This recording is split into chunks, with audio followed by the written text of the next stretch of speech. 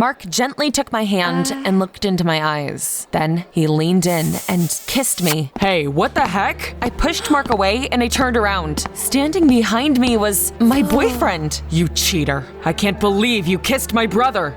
Hi, I'm Aurora. You're probably judging me right now, but don't jump to conclusions yet. Let me tell you my story from the beginning. My mom was born in a small town in France. She grew up gorgeous and she dreamed of becoming a model. So, as soon as she turned 18, she moved to Paris. That's where she met my dad. They fell in love and soon I was born. Dad left us right after I was born and Mom raised me alone. Her dreams of a modeling career never came true. Aurora, you must fulfill my dream. I looked a lot like my mom. That's why, ever since I was a kid, she dragged me to hundreds of auditions and photo shoots. I didn't want to disappoint her, but deep down, I wanted to be more than just a beautiful doll. In the evenings, I loved to come to the Seine, listen to my favorite songs, look at Paris, and sing along. Sometimes, I even tried to write my own songs too, but shh, that's a secret. One day, Mom brought me to yet another model casting. Singers were auditioning in the pavilion next to ours at the same time. While I was waiting for my turn, someone started singing my favorite ballad. The singer was screaming like a piano had been dropped on her foot. I couldn't help but sing along. When I hit the highest note, the music suddenly stopped. The next second, a music agent looked out into the hallway. Who was singing just now? I felt a bit embarrassed and I didn't say anything, but Mom immediately pointed at me. It was Aurora. Before I knew it, the agent dragged me inside the pavilion. Who's this? Barb, this is Aurora. She's going to audition too. I'm perfect. Why would you listen to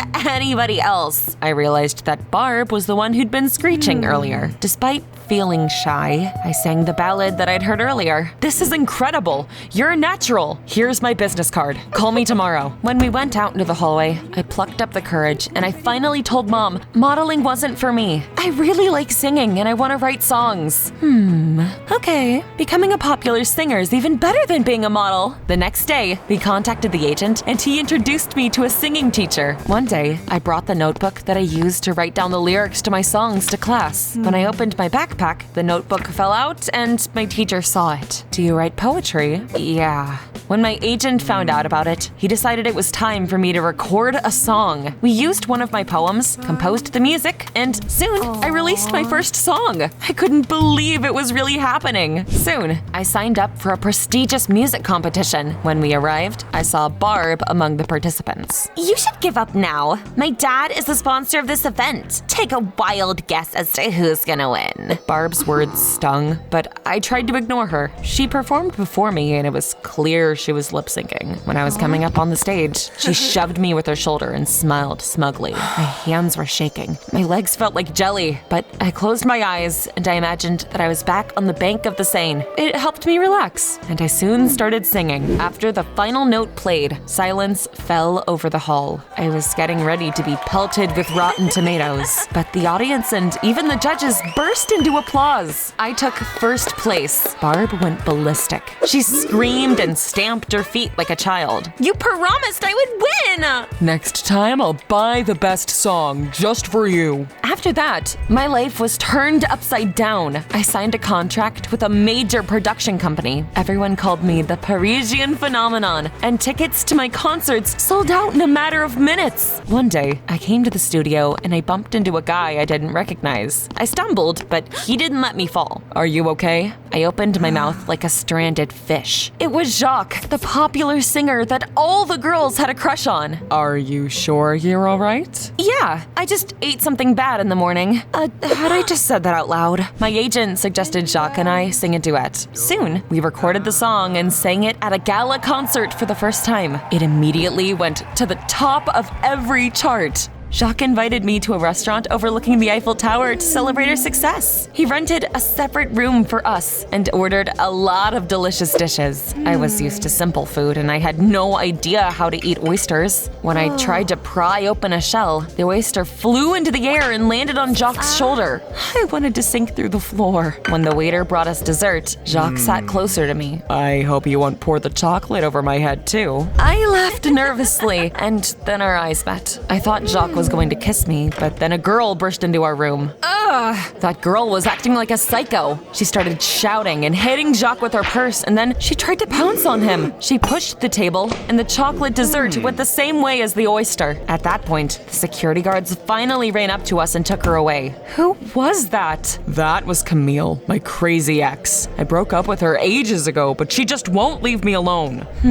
Soon after that, Jacques and I became an item. I felt like I was on top of the world. Jacques kept taking me to the coolest places in town, and he was always giving me expensive gifts. However, Camille kept bothering us. She would put on a costume made of twigs, hide in the bushes and watch us, or dress up as a waiter and sneak into private parties. One day, she pretended to be a sound engineer and ruined our performance. Her behavior seemed extremely weird to me. Something wasn't adding up, but each time I tried to talk to Jacques about Camille, he changed the subject. Baby, don't you worry about it. Remember when I said that I felt on top of the world? The higher you rise, the harder you fall. What on earth are you wearing? Put on the dress I bought for you. But I like this one. Do you want to embarrass yourself at the award ceremony? Jacques chose clothes for me, told me what to say and how to act. Soon, it became unbearable. But whenever I thought I'd reached my breaking point, Mom would stop me from doing anything. Jacques has been in the show business much longer than you. He knows what's best. Aside from singing, I was also studying remotely. My schedule was so packed, I only slept a couple of hours a day, and I was constantly exhausted. I dreamed of going on vacation. One day, my agent called me and Jacques to his office and suggested something unexpected. You should go to this summer art school. Only the best of the best can afford it. The school was located in the heart of New York City. I was used to being surrounded by luxury by then, but I was still surprised by the opulence of the school. It took up an entire skyscraper. When we got out of the car, journalists surrounded us. Jacques had insisted I wear high heels. I walked like a newborn colt, and I prayed I wouldn't fall. But soon, I stumbled and I fell to the ground.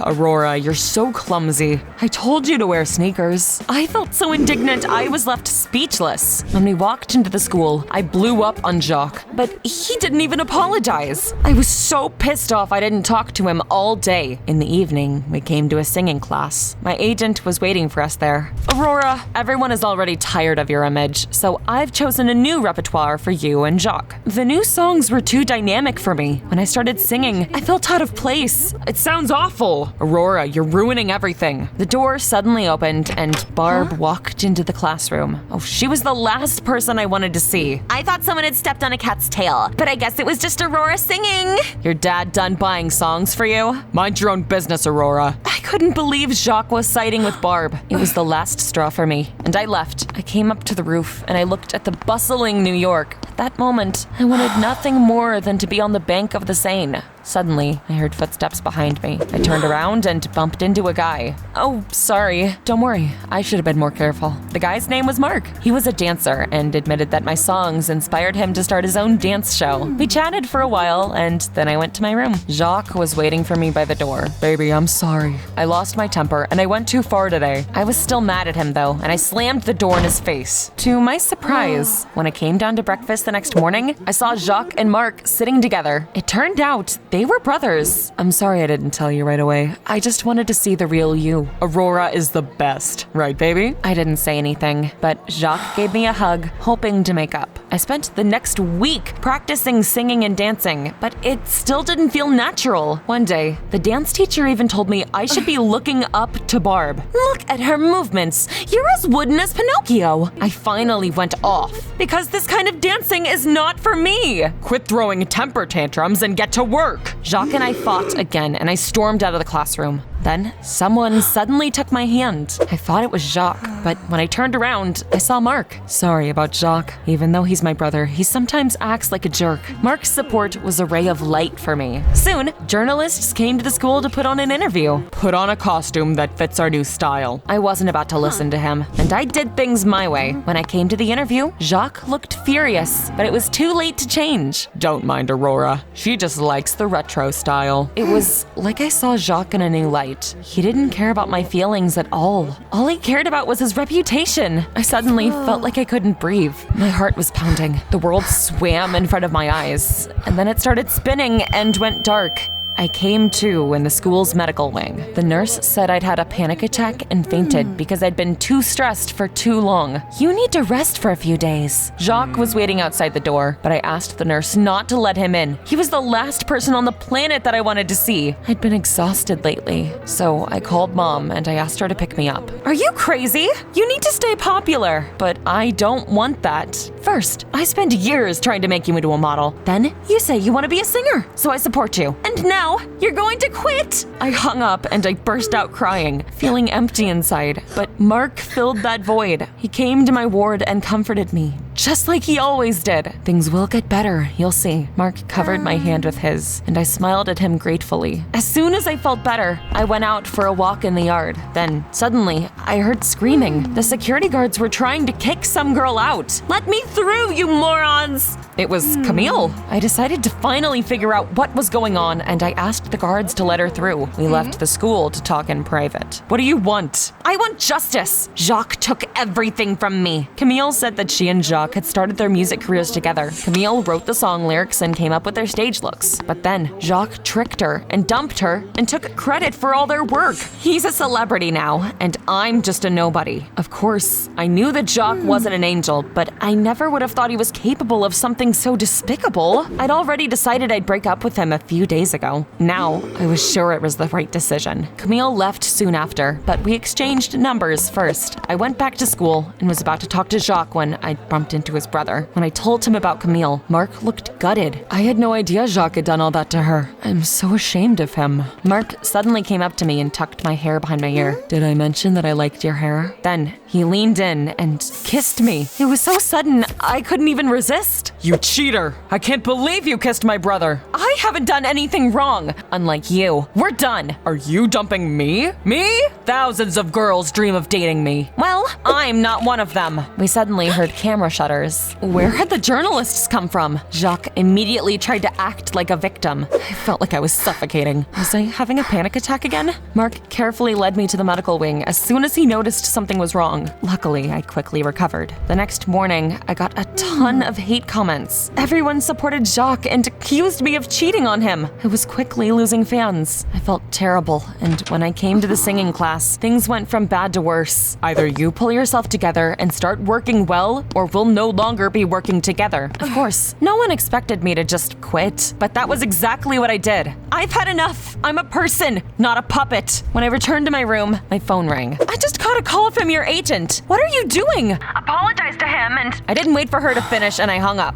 A moment later, Mark came into my room. Have you really decided to quit? Yes, I want to leave. I felt embarrassed after he kissed me the day before, and I decided to clear up the misunderstanding. You kissed me, but I only see you as a friend. Mark's face suddenly changed. Whatever, you're not that special. It turned out, Mark wanted to use me to promote his show. He was the one who'd invited the journalists so they could film us kissing the day before. I want nothing to do with you if you're nobody, but it's okay. My show's blowing up thanks to you. I was so sick of the dirty secrets and the games. After kicking Mark out of my room, I put on a hoodie and sunglasses so no one would recognize me. I had nowhere to go. But then I remembered Camille. When I called her, she said I could stay with her for a while. Camille was renting a small apartment on the outskirts of the city, and she had 8 cats. I hope you're not allergic. I got along with the cats just fine, especially with Luna, who kept climbing into my arms. I kept getting hate messages on all social media platforms. I don't know what I would have done if it hadn't been for Camille. She was extremely supportive. Mom called me several times, but I didn't want to listen to her scold me, so I didn't answer the phone. One day, I saw Jacques on the news. He was going out with Barb. For some reason, at that moment, I felt a surge of inspiration. In just one evening, I wrote a song that told my whole story. Wow, I'll compose the music for it. You've got to sing this. Camille asked some friends from a small studio for a favor,